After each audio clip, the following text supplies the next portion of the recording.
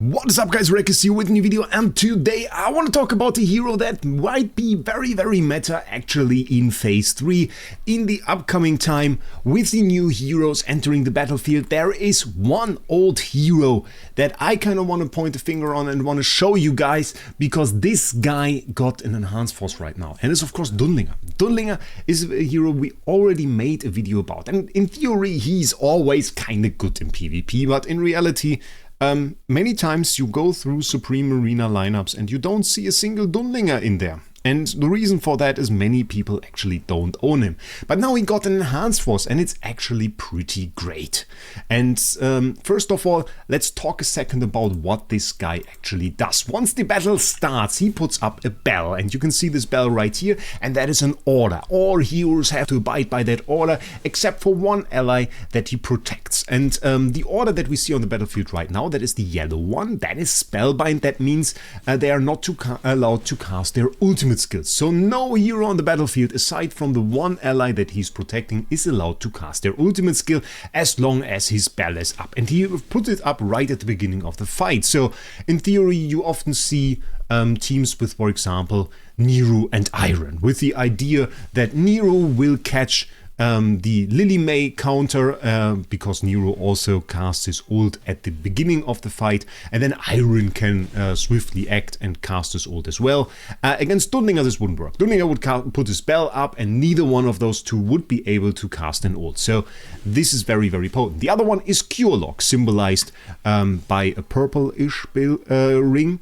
And this one means that heroes are now not allowed to heal or shield other units. They can still heal or shield themselves, but not other units. So this is especially potent if you run into a team with, for example, Balrog, and Balrog relies often on other healers such as Roan. Then Roan wouldn't be able to heal Balrog. Balrog could still heal himself with the lifesteal and everything, but not Roan. So that would be quite insane. The bell at the beginning of the fight lasts for 12 seconds and can be buffed with ultimate power.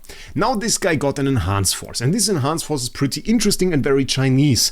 I looked through Google Lens. I don't know if you know this, by the way. Google Lens is pretty cool. You can just point your camera at things and it just translates it and puts it up like as an AR text, so you can just read it as if it was printed in another language on the label or something if you're traveling, or in this case on the screen.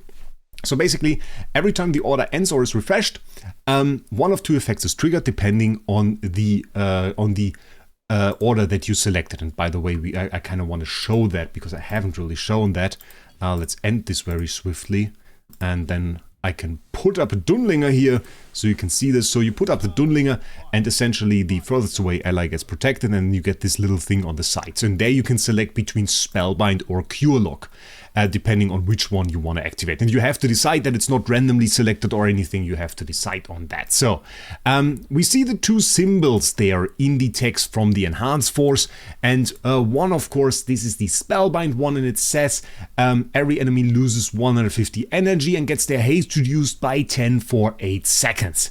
And this is pretty cool, because what usually happens when the order ends is every hero has full energy and tries to cast their ult as fast as possible. And usually, well, the fastest hero wins and casts their ult earliest. And then this can have huge implications on who or what cast their ult first, because if you get hit by something like a Cryonaya ult, that is certainly going to hurt your team, or a Thalia just sniping your damage dealer, well, that one is surely not going to do an ult then. So the ult order is very important. We are attacking this from two sides. First of all, 10 haste reduction. Doesn't seem like much, makes your hero slower, will delay when they cast their ult, so other heroes might take priority in that sense. And then we reduce by 150 energy, also isn't a lot, is easily recovered when the hero just gets hit or hits another unit. Then they quickly have this energy back, but it might just take the time from them, or it might just take a second too much, or half a second too much. Enough so that another one of your heroes has the time to cast their ult. So this is a great update, this is a great buff.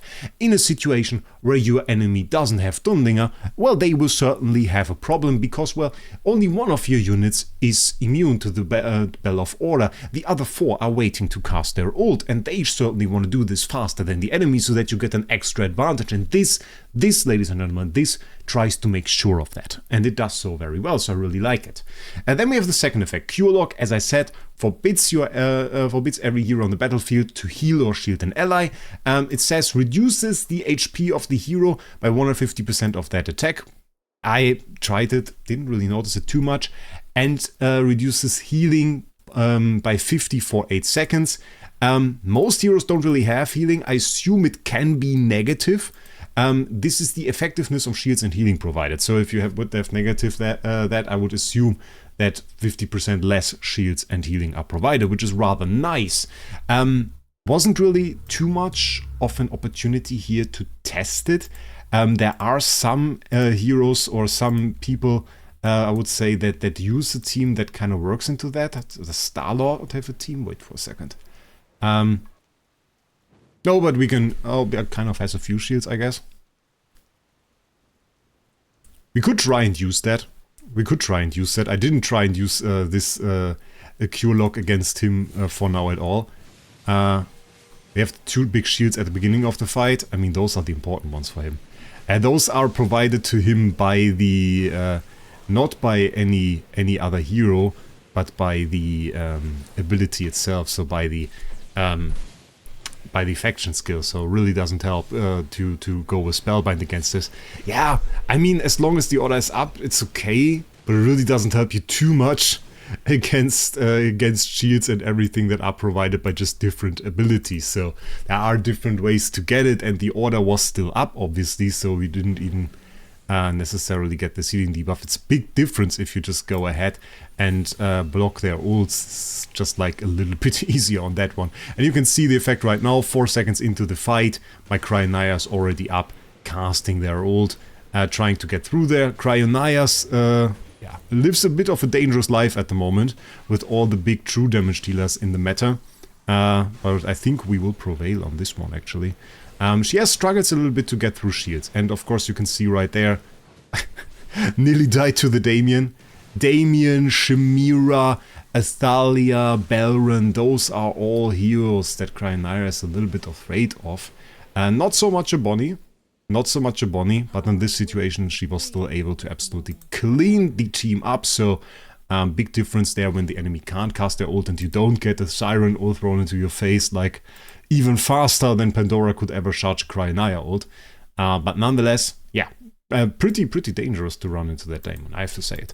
So, there is a big difference here, I think, with the situation that we have, with Cryonaya now being that powerful. And if you missed that, I made a video about Pandora. Pandora has the ability to give Cryonaya basically an ult within 4 seconds, and following that point chain ults, which can be super powerful.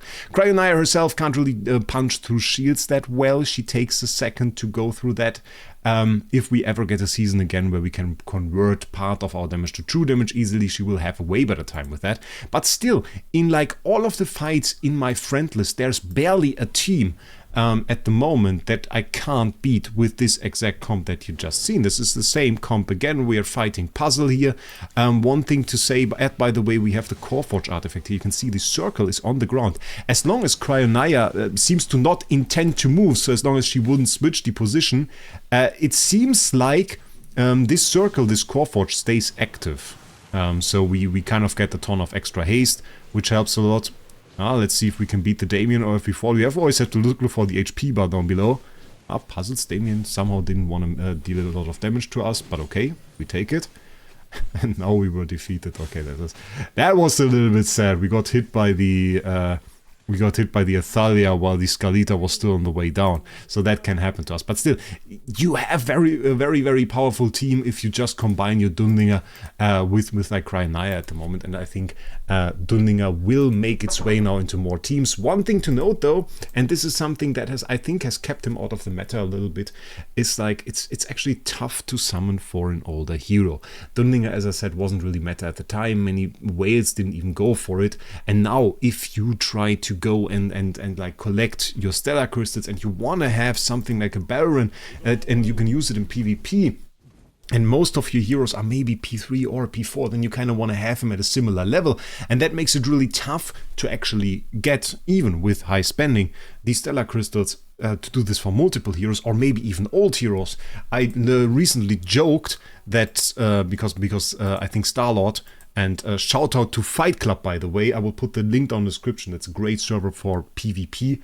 It's a great opportunity to do that. So I'll put the Discord invite for the Fight Club down below. Check it out. PvP knowledge, PvP fights, everything. If you care about PvP and AFK Journey, that's the right server.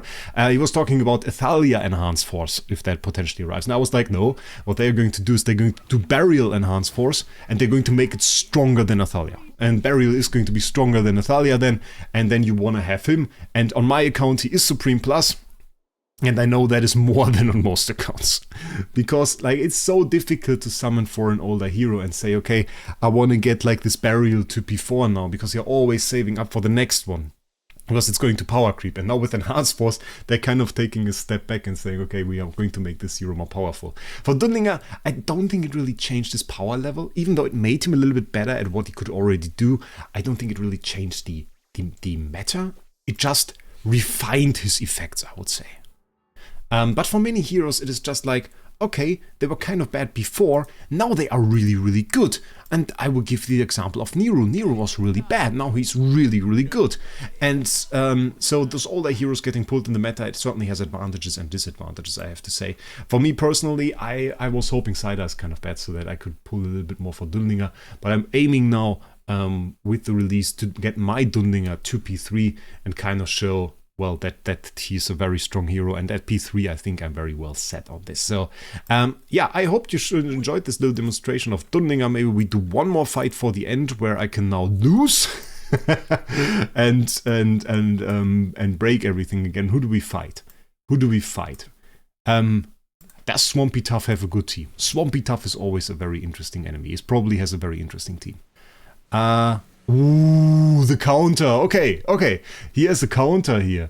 Counter, I say, because, well, this team that he has right there includes Burial. And Burial is kind of tough to deal with for Cryonaya. And Cryonaya will often just take too much true damage from Burial. And with the combination that he has like there with the Maulers, that is a counter. And I want to show you guys this too.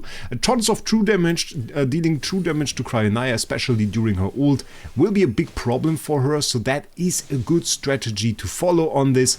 If she doesn't get around to execute your heroes before you get around to killing her. Oh! We might get a win there, ladies and gentlemen. He's not full HP, and we will get to chain ult. Ult again. Come on. There we go. So as long as he doesn't get to full HP, which... he might! He might! Get away! No! We really don't get through to him.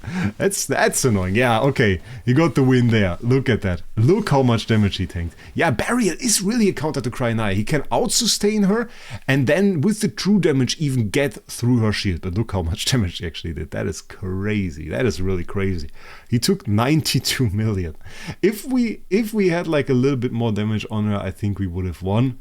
But yeah, this is a cool demonstration. I like to put that at the end because we can see it is not like this is the only comp, because I saw some people worry about that as well, where they said like, oh, there is not this comp where Cryonaya gets her ult after 4 seconds. No, there are counters to it. Even though Athalia, as you can see, really wasn't the solution. It was really Belrin here alone. So very, very interesting. I saw the same team, by the way, with Saida instead of Athalia. And I thought it was a little bit stronger, actually. So, very interesting. Well, I hope you enjoyed that. One last thing to say, of course, with the new update, you're going to need a lot of rate up letters, and what better way to get them than to check out Lootbar. Because Lootbar is your #1 source of dragon crystals for AFK Journey. You can check out the lock-in top-up. Those are the cheapest prices at which you can buy dragon crystals. I use the site myself. If you want to save a little bit, get a few discount coupons, then go through the link down the description. You support me with that and also save a bit more on those purchases. So don't wait, check out Lootbar and save a ton of money while purchasing some stuff for AFK Journey today. And with that, definitely a huge recommendation for the Dunlingr Enhanced Force. Should be fairly easy to get just by collecting the Shadow Essence from the Season Quest. And other than that, I wish you a great day. We'll see us in the next one.